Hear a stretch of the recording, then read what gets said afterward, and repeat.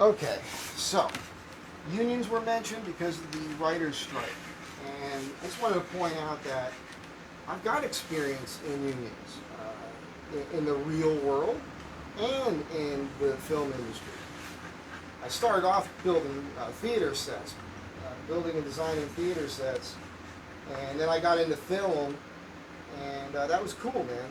You know, I enjoyed it mostly, but the thing I know is that I'm not trying to, outright knock unions. By the way, the writers' union is a different kind of thing.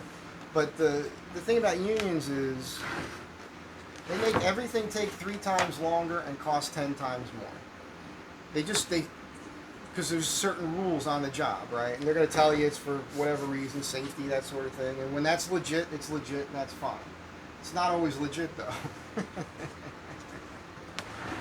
Like in the film industry, as a carpenter, you're going to work 10 hours a day, minimum 10 hours a day. That's how it is. And you got to wear your tools the whole time. And a lot of the time, there's busy work. You got to make yourself look busy. Every 2 hours, you got to stop for a break. If you're doing something, you're in the middle of a workflow. Now you got to take your stuff off to sit down because you're forced to do so.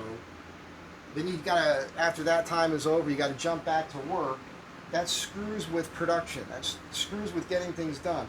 You got to get your mind onto that task. It just kills it. It makes everything take longer than it needs to take. And you're being paid for that. I mean, the reason why movies cost so much money is the unions. That's what it boils down to. And again, I'm not knocking that because the film industry unions are not taxpayer funded. Any union that's not taxpayer funded, or where the jobs aren't being paid for by tax dollars, I don't really care that much about it.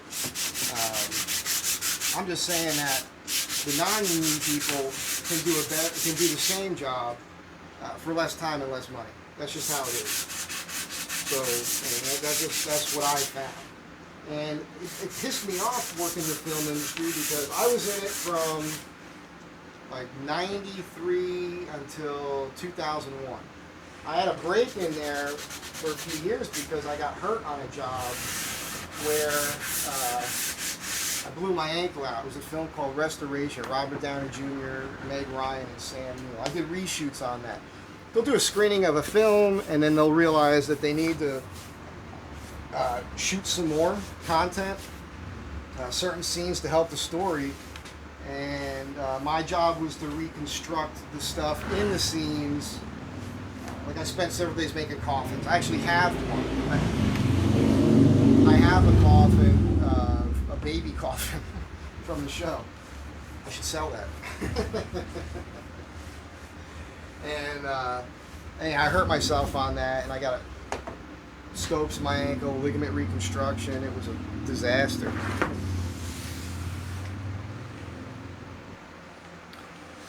Yeah, so I mean, it was good that I was on that show when it happened, because there's a workman's comp thing, and that's a thing about the film industry that you don't know about, especially when it comes to the carpenters. Almost all theatrical, union carpenters end up with a workman's comp case at some point. That's just how it is.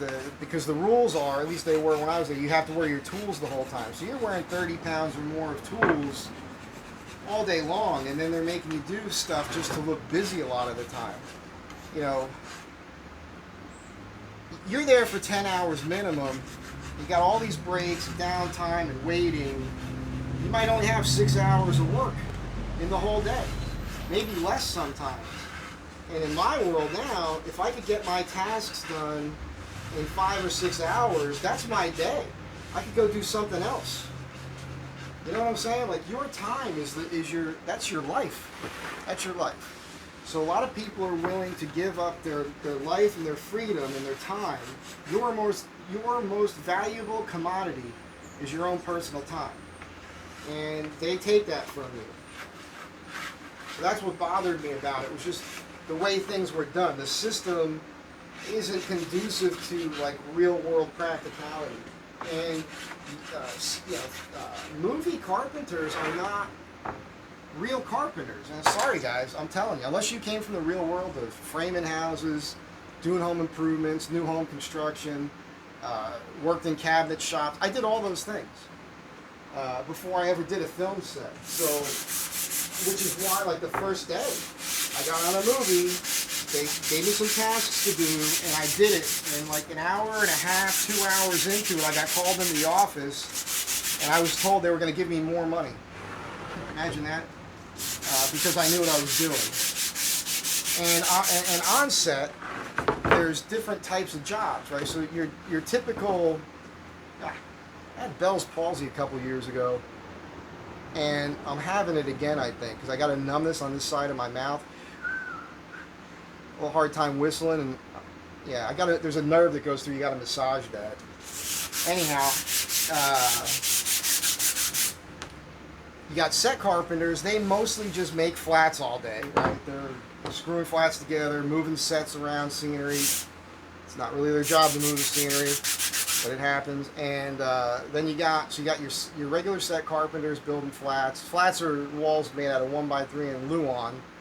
And then you got your prop makers, right, who make the cooler stuff.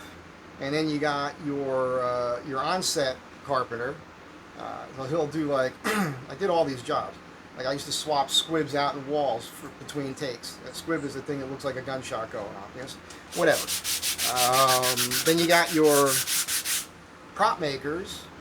They make the cooler stuff. You always have an artist on a job. I became that guy, right? So you get there with all your own tools. You build a table. You go off in a corner. Nobody bothers you. You make everything that plays on screen. All the hero stuff. And then you got your construction coordinators and foremen. So I wore all those hats at one time or another. I know how the business works. I know what's going on there. And it's, and in the 90s, it was hard for me because I wasn't some overtly political guy, but I was constantly hearing dumb things. For some reason at that time in the industry, there was a lot of anti-capitalistic sentiment, as there is right now. And I would hear people knocking America and knocking capitalism, and I started blowing off steam on the job sometimes where I was like, hey, what are you saying, man? The film industry is an example of capitalism as a success story. It's so successful, they make so much money that they actually can create their own unions. You got an idea, sell it, make money. That idea develops into a project that employs thousands of people, all for the purposes of entertainment, that ends up making a ton of money. So it's odd to me that people don't understand how capitalism works. Creativity, natural creativity like that helps out multitudes of people doesn't happen under communism. You heard me?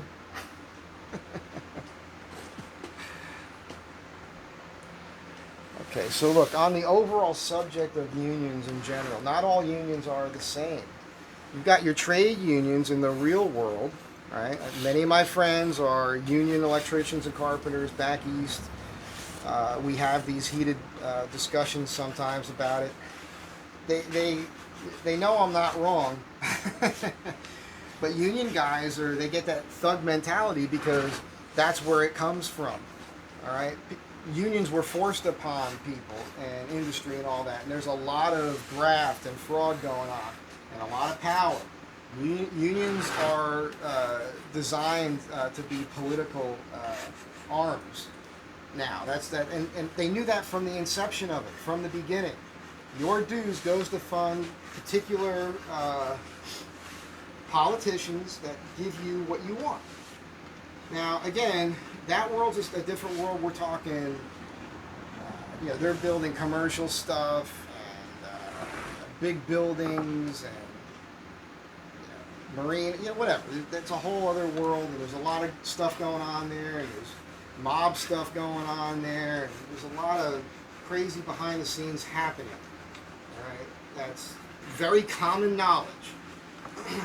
And it's the sort of stuff that actually, if there wasn't unions, wouldn't be allowed to happen, because private people wouldn't allow. They'd actually go to war over it, which is how it started in the beginning. if you look at what happened to the coal miners in the Appalachian, there were literally wars over unions because they were being forced into it. And the people forcing them into it were really like mobsters. So you got to know the true history of it. And unions get credit for a lot of things they didn't really do. I'm not knocking it. I'm just saying. Henry Ford created the 40-hour work week. And I mean, it was good. They always want to talk about child labor. I'll tell you, little kids doing jobs that are dangerous is not good. I don't support that at all. But kids want something to do. Kids want to work. That's just how it is. I'm not saying you should be putting them to slave labor type work, but for a long period in history, it was very normal. I mean, people were married at 14 years old for a long time. We're infantizing ourselves. I mean, it's to the point now where when I was a kid, 8 years old, I was running around doing my own thing, man. We were 30 years old. I posted a meme the other day, the Gen X generation. At 10, we're 30, and at 50, you're still 30. And it's funny to me. You learn so much on the street and doing things and working and making money and figuring things out at an early age that by the time you were out of school, and I'm talking high school, you were prepared to be an adult. And that doesn't happen anymore now. Like, there's people in their 30s and 40s that don't have the maturity we had when we were 18 years old. So, something weird going on there. But, very strange. Very, very strange. Back to the union thing. So again, theatrical unions, no problem with it. It's not taxpayer funded. Trade unions, same thing. But again, those unions only help out union people, and they make everything cost more money and take longer. That's the bottom line. Now, where I have the big problem are unions for jobs that are funded with taxpayer money. That's where there's a problem in my mind. In particular, like the teachers union, stuff like that. I don't mind the police unions, obviously. I mean, we really need those guys. And we obviously need teachers, right? But the problem is that it's not like it used to be. I mean, Department of Education didn't even exist until the late 70s. That was a Carter thing. And when they went to put that into, when they created it, they gave us all these metrics that they said were going to improve. None of which happened. None of it happened. We are in worse shape now by every metric than we were before the Department of Education was created. It's a fact. It's a fact. And they have invented all these jobs that didn't exist before, these administration jobs, these administrators that come in. And they have used this as a way to brainwash our youth. So I have a problem with that. Also, it seems to me that, I mean, there was always bad teachers. Not all teachers are heroes, man. Not all teachers are great. We're all human beings. But the fact that you can't get rid of somebody who's bad because of tenure, that's not a good thing. And the fact that with all the benefits, and I'm not saying you don't deserve it. I'm just saying it's out of hand, not because of the teachers so much, but because of the administrators. They get a lot of the same benefits and pension plans and all of that. But we don't need those people. Sorry, this is how it is. It's just, this is the thing that bothers me about it in general. That's all. There's a power thing going on. There is graft going on. There is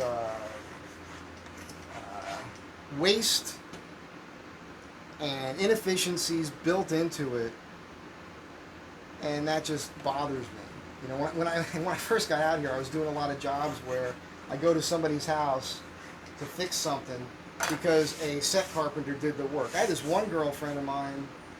She had a guy come over to hang a medicine cabinet in her bathroom, and he's a set carpenter. So in the set world, you just screw things to the wall. You don't have to think about anything.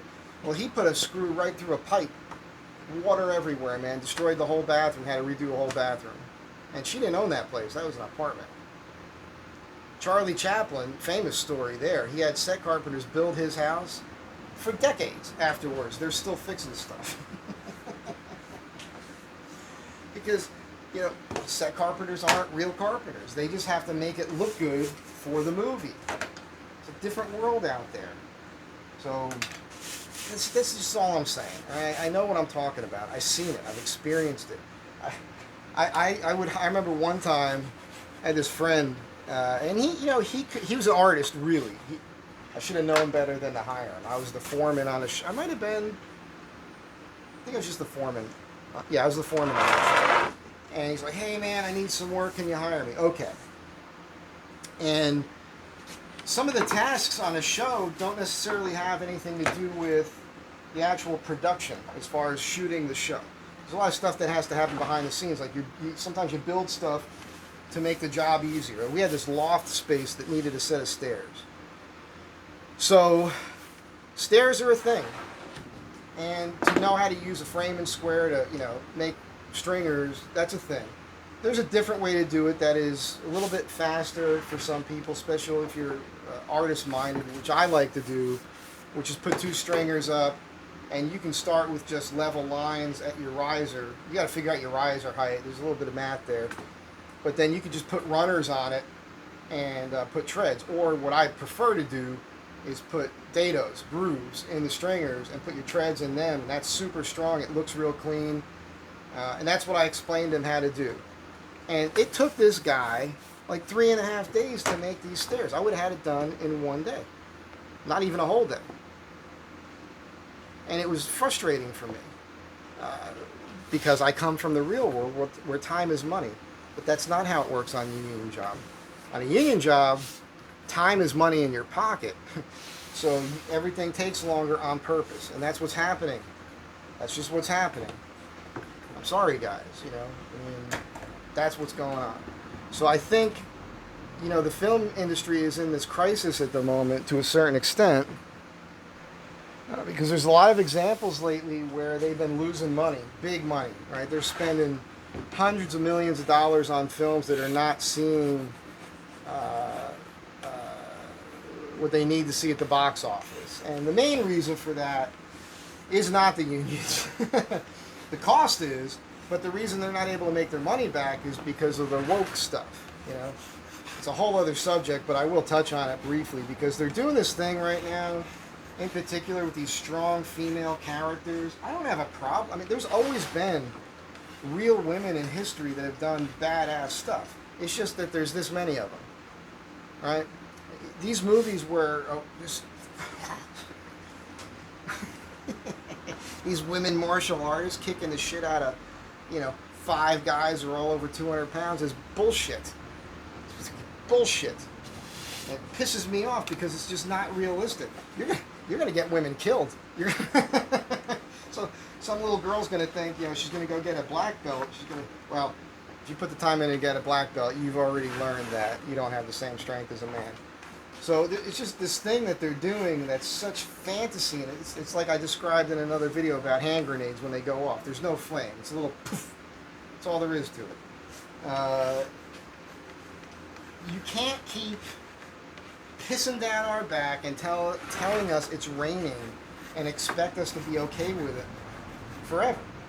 So there's a backlash happening right now, but it's going to take a while for it to catch up because you've got all these people in positions, right? Producer positions, and this guy's still alive. Oh look, he's going to be able to fly away maybe. Let's try to help him out. Paint off his leg here. There we go. I'm trying to save an insect. It's crazy.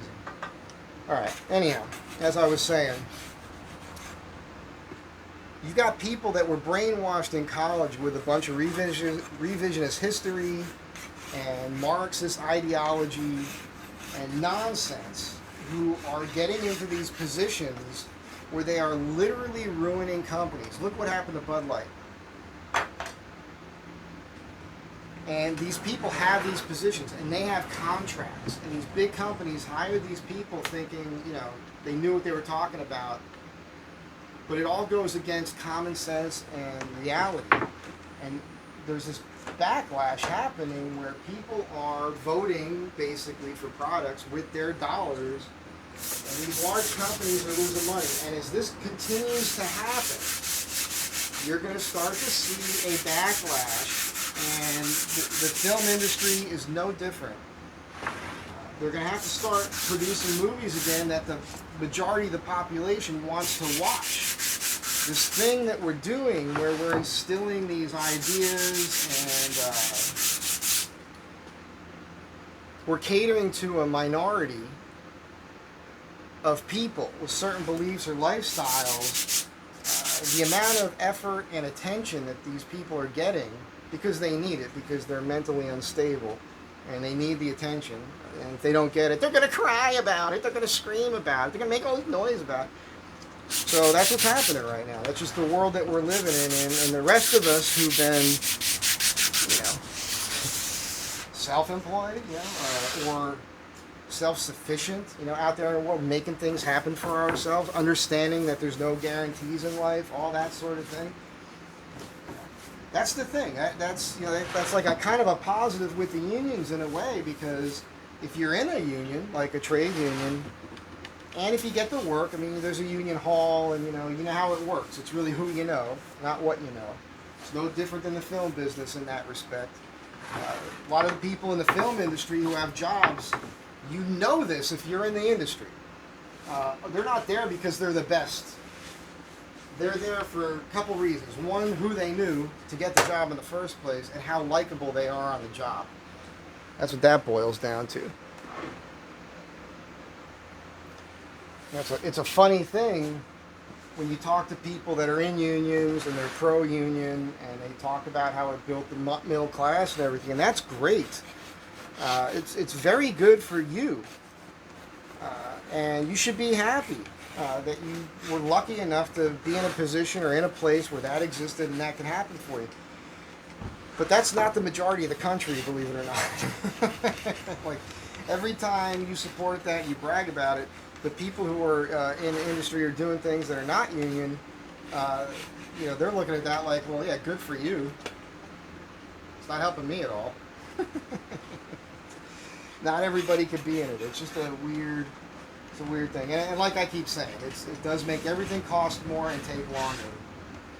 So I think I've touched on pretty much everything I wanted to touch on. It's just, it's not all evil. It's just that I don't, runs against the grain of my personal way of doing things and principles and all of that. If I see somebody on a job that is not doing their job efficiently, then I say something to that person. If I had the power and that person continually does subpar work, I'm going to fire that person. You're out of here, right?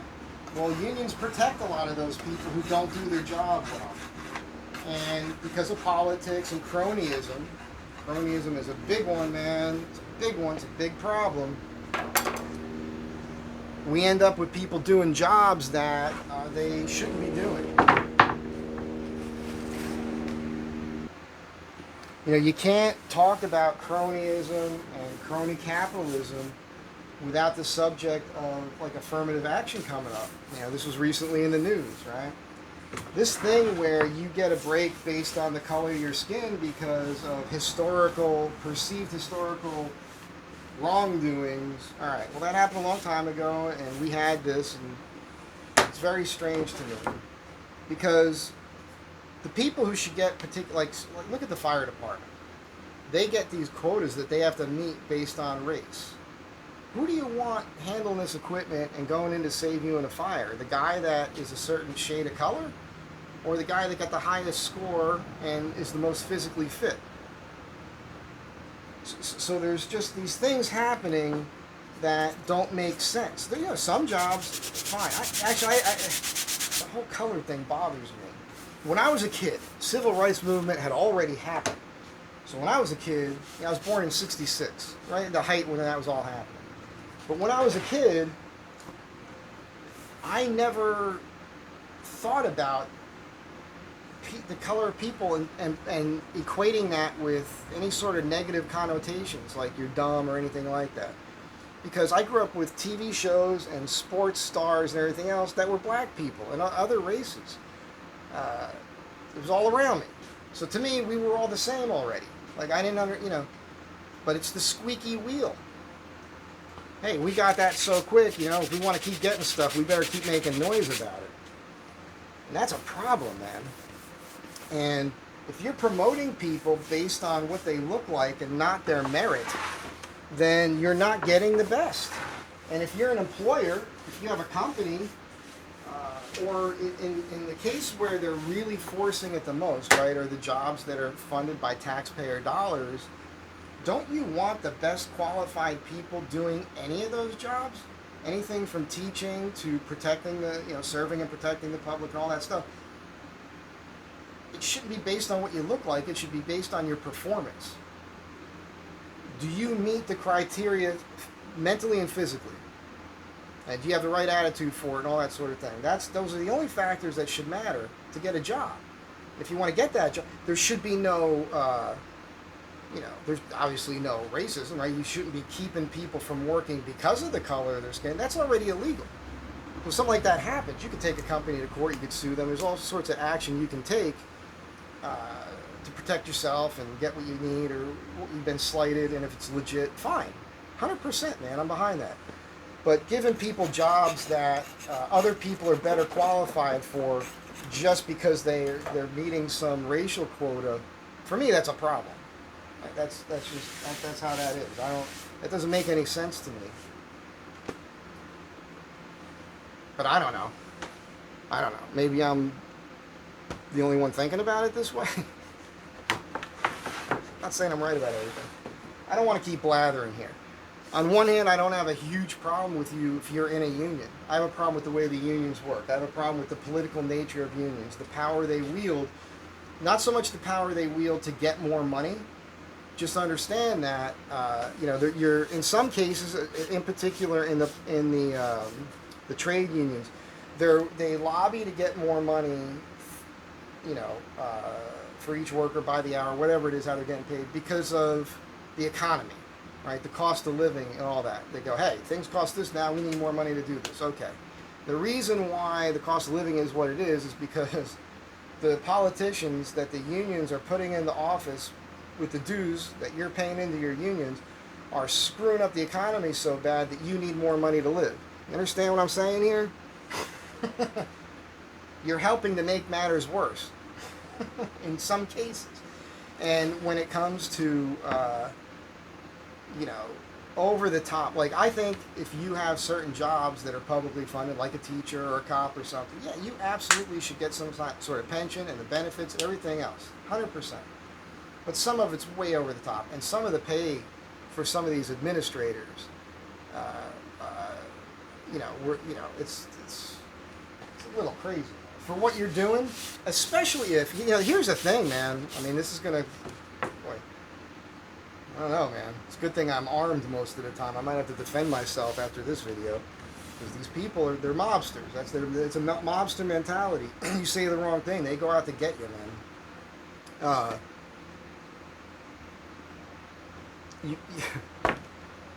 I can't. I don't know if I can say it. All right. I gotta cut this off. This video is getting too long.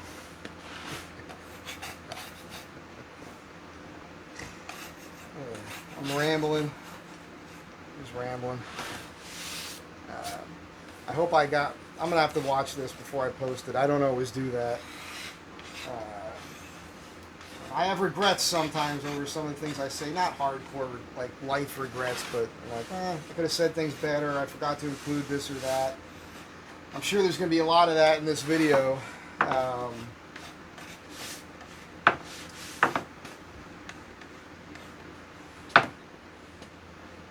If you can get a union job, good for you. Get that job. But just know what is going on there. It's more than just about you and what you're getting. Where that dues goes and how that goes to power that does benefit you financially, but there's other things going on there, man.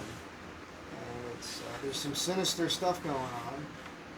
And I mean, you should all be able to see it. Because I feel like some of my friends that support it all are doing so, you know, because of their own personal success, because of who they're working for with the union thing. And that's normal. It makes sense. Of course, you want to provide for you and yours and all that. Just like I said, it's just the way it works. Your time becomes not your own because there's certain quotas that have to be met, certain hours of the day, all these rules, again, that make things take longer, cost more money, that, you know, safety issues are a separate issue, you know, I agree with that wholeheartedly, but so much of it just really turns into wastefulness and fraud and graft and all these things that are going on. And if you're in these unions and you've worked on these projects, you know that it's true. You know that whole truckloads of material go missing. You know what's going on. And it's no different in the film industry. There's a lot of stuff going on there too. And you're all protected by this organization. And for those of us that are outside of that, who have to work within tighter parameters financially with materials and things like that, and we see that happening, it's tough. So anyhow, I don't know if I'm even going to post this, but if you're watching it, then I did. I might have lost it there at the end a little bit because I am trying to work at the same time here. I can work and talk at the same time. Just taking the little imperfections off here, you can tell what I'm doing. Have a good day, and if I ruffled your feathers, you know, sorry, but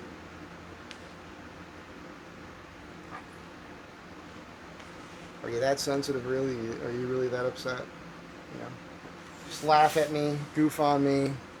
I find that some of the comments are funny because it's like they're not listening to what I'm saying. You know, human beings are funny. They'll hear. I used to have this issue with women a lot. You're trying to get to a point, and on the way there, you make a statement or two that is personally offensive to the person you're talking to. And they fixate on that, and they stop listening to everything else that you're saying. So they never get to the point. And I like to pepper things in and tell a story and give you a little bit of information along the way, so by the time I get to the point, if I ever do, you have a more comprehensive understanding of what I was trying to say. And but if you shut down because I said something that offended you 10 minutes ago, and then you make a comment about it, I'm like, well, I covered that. Some of you also can't wait till the end of the video before you comment. I've been guilty of that in the past. So what I'll do is I'll make a comment, but I won't post it yet. And I'll keep watching the video, and then I'll go back and I'll make another comment, and then I'll edit my comment before I even post it. This way it's the most, and a lot of the times I delete it, don't even post it, because my comment was actually answered or addressed later in the video. See the way that works there? Again, don't let the tattoos fool you. Catch you guys in the next one.